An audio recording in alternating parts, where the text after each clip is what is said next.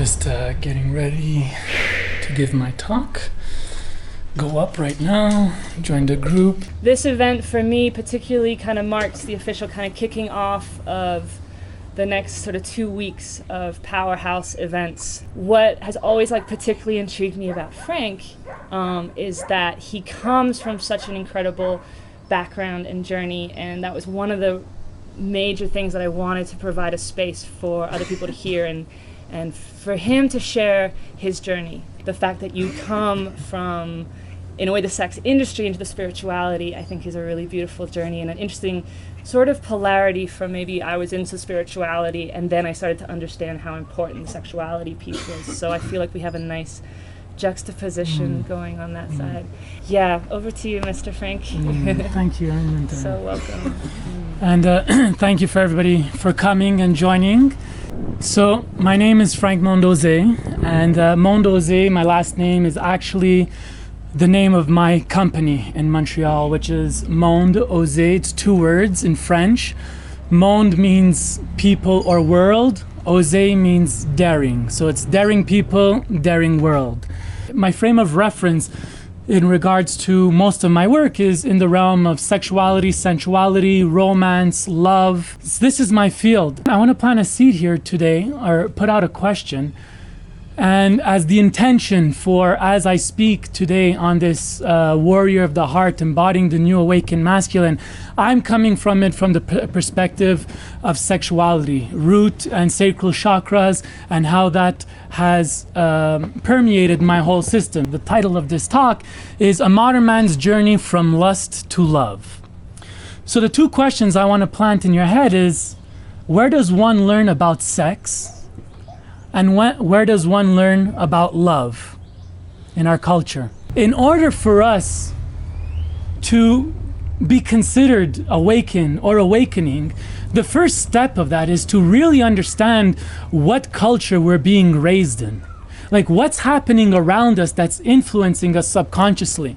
I was born in 1978. I saw the whole explosion of the internet. I see my nieces and my nephews, 11, 12, 13 years old, their frame of reference starts with absolute incredible access to incredible amounts of information, as well as incredible amounts of pornography.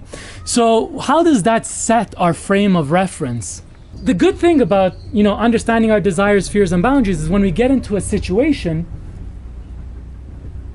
to be clear with what our intention is, whether it's cooking, a conversation over a fight, or lovemaking. It's what is the intention? What is the desire in this situation? That's actually what raises any situation to the sacred.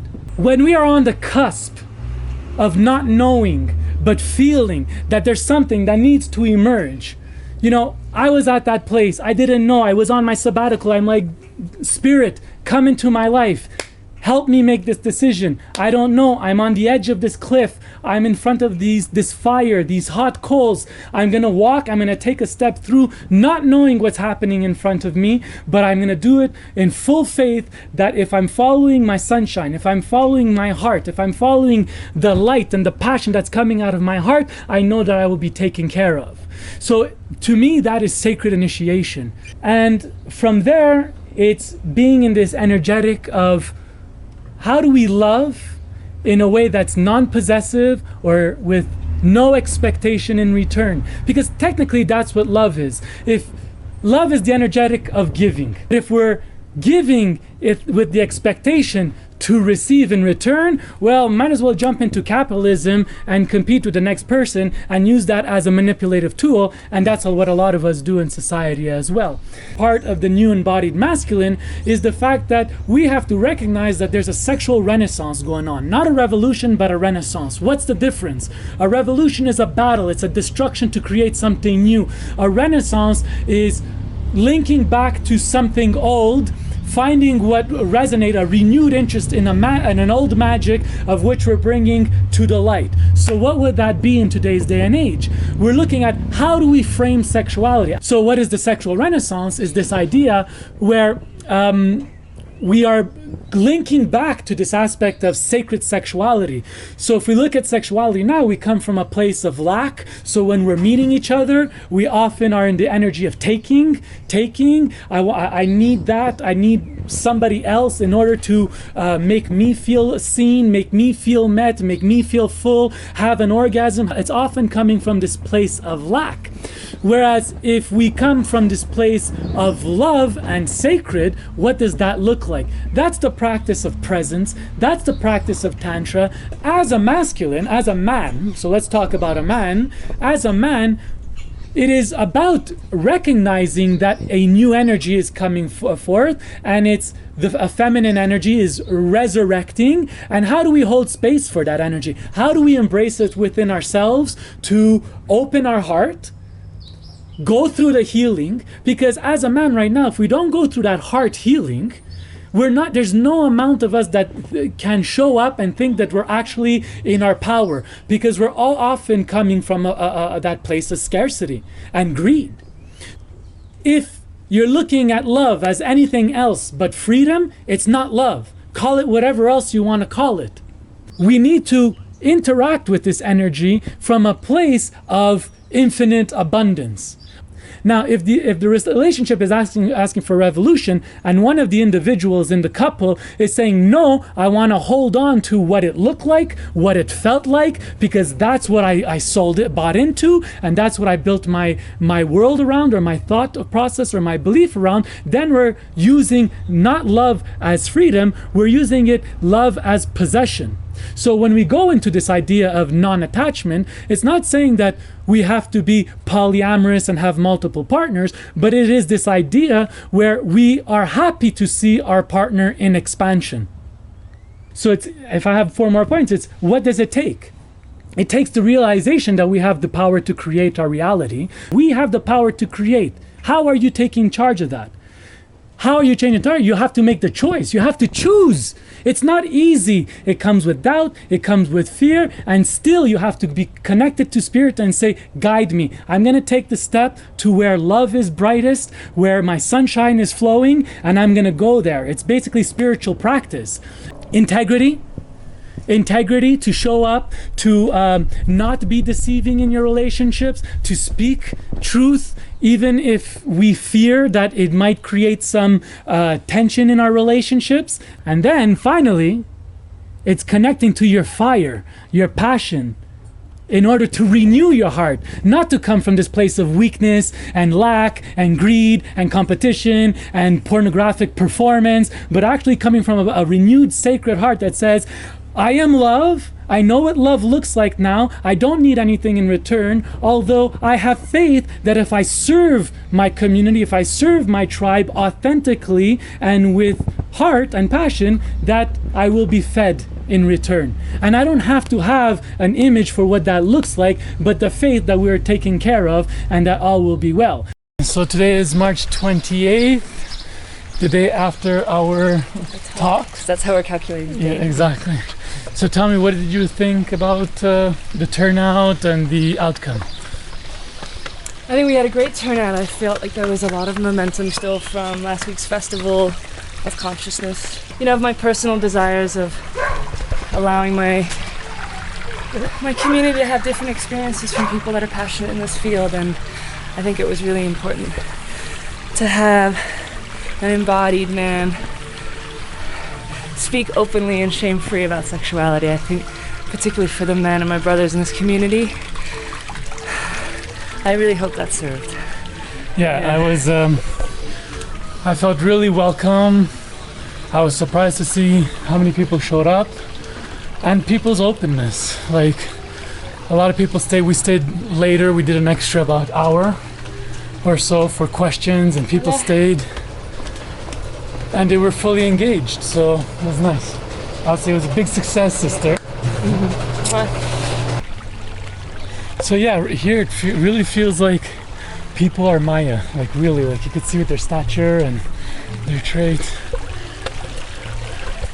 Is this election stuff? Yes. So Liber with the... Yeah. So Araminta and me have come to one of our friends' house, Greg, to have breakfast. So this is where we are this morning. Check it out.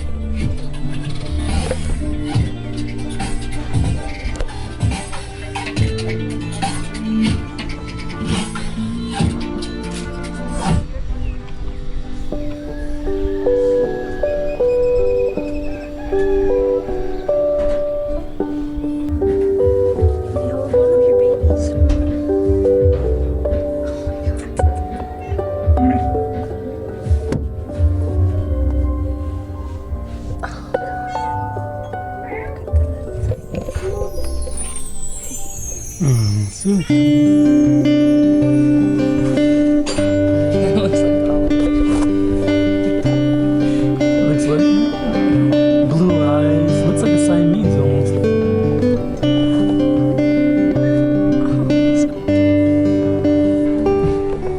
So this is Greg cooking us eggs Florentine. Eggs Florentine. Instead of spinach, we use some acelga. What's that? Kale. There you go. I would have used chaya, which is local, which would be super cool, but my plants are still quite young. But that's superfood. Spinach tree, they call it. So, quite fitting. Greg is set up here. This is his place. He's building a whole, what is this, a community garden resort? It's about self-sustainability. Pareto, 80-20, right? If I can produce 80% of my nutrition needs for 20% the effort, but once it start becoming more than 20%, start, seeing where the ratio needs to be adjusted. Business principles with organic ways, yeah. Beauty. Yeah. Honey. Honey from his own beehives.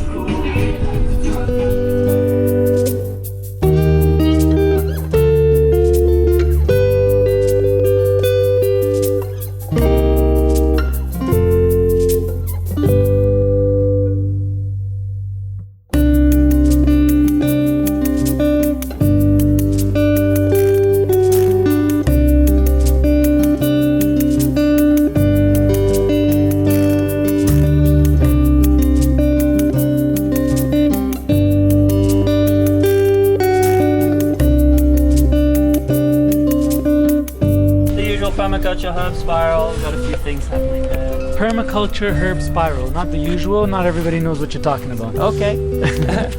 So the idea of herb spiral, you'd water it from the top. Well, it creates many microclimates. Areas of greater sun, greater shade, greater humidity, less humidity. So sun at the front, shade around the back.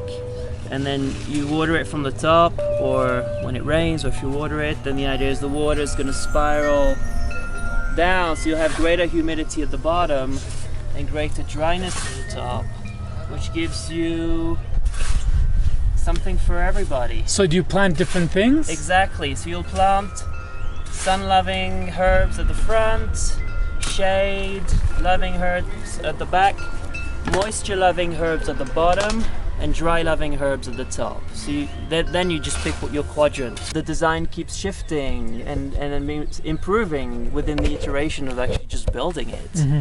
And that's also permaculture, actually. Mm-hmm. You're there and while it's happening, you can go, oh, but you try this, it's like that doesn't, you try something, you feel it, and it's good ergonomics as well, The simplest, most comfortable chairs I've been in are just 2 planks of wood like this. Simple. And I've sat in some very, very fancy, expensive chairs, and it's like I'm uncomfortable, so also simplicity. No electricity, no, I'm not using gas or anything. So, solar panel, everything. Yeah. Well, electric solar there. And for the water, just simple technology. You buy the tube from a hardware store, right? And just cycle your water. The water cycles itself because hot water rises like hot air. So it'll come out the higher tube in your pool and the low water gets sucked in from the lower tube. So 4 panels, this is enough for what? They're 250 watts each. So right now we have full sun. if the conditions are optimal, as they pretty much are, 250 times 4, we're generating 1 kilowatt of power right now. And if I'm not using, whatever surplus goes in the batteries, which at night come in handy. Beauty. Yeah. So Araminta is taking me hiking in the forests of San Marcos, and we're going to the yoga forest, which is an area that has yoga institutes. What is it? Yoga what? Why is it called the yoga forest? It's called the yoga. Haley, my friend Haley started it, and she's created this incredible. She's created a paradise where I think no one thought it could be done, because she kind of bought half a very steep mountain with a waterfall.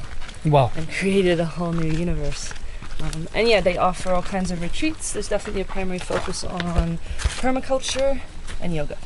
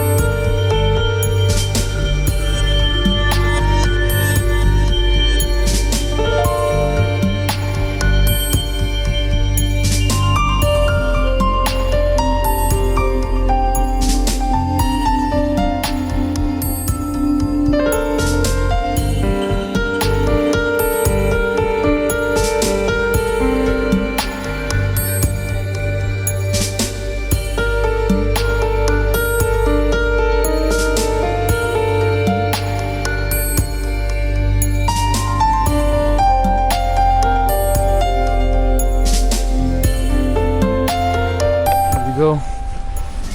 Going to meet the lake, the mother Atitlán.